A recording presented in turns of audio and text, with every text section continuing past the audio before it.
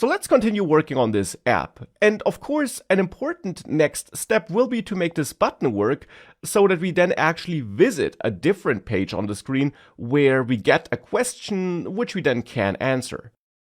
But before we do that, I want to tweak this button a bit more, the styling or the look of this button to be precise. And I also want to tweak this image a little bit. Now for the image, I want to make it slightly transparent. For the button, I want to add an icon inside of it so that it's not just some text here, but instead some text combined with an icon.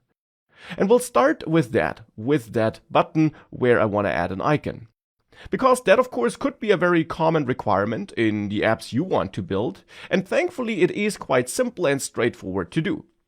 If you want to turn this outlined button here into an outlined button with an icon, you can use an alternative constructor function that's offered by Flutter on this widget.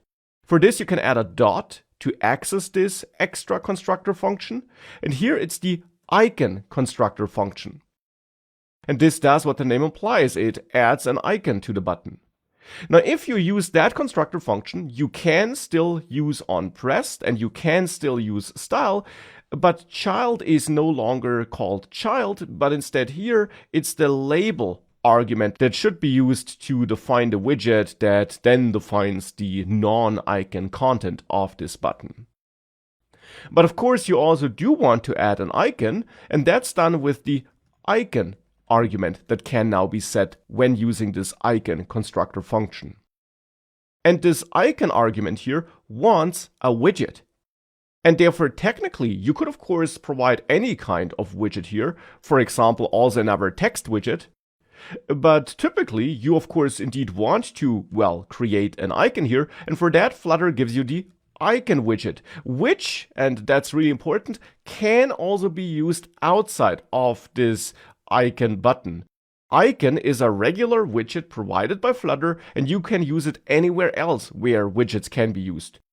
For example, here inside of this column widget, if you wanted to add a standalone icon. If it should be a clickable icon though, you want to use something like outlined button icon, and then here you set the icon argument to such an icon widget. Now this icon widget constructor function then needs some icon data. It actually takes a bunch of named parameters that can be set, but it has one positional argument that should be set, and that's the icon data, which is simply a pointer, you could say, at the concrete icon that should be displayed on the screen. And for this, Flutter gives you the utility icons class, which, when used with a dot here, offers you a bunch of predefined icons.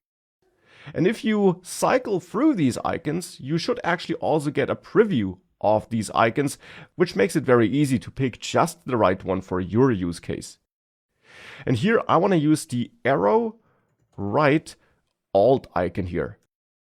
But of course you can use any icon you want, but this icons class here makes it very easy to use all these built-in predefined icons that ship with Flutter. And with that, we just have to add const here, or we should add const here to be precise. And if you now save everything, you should have this button with this icon here now.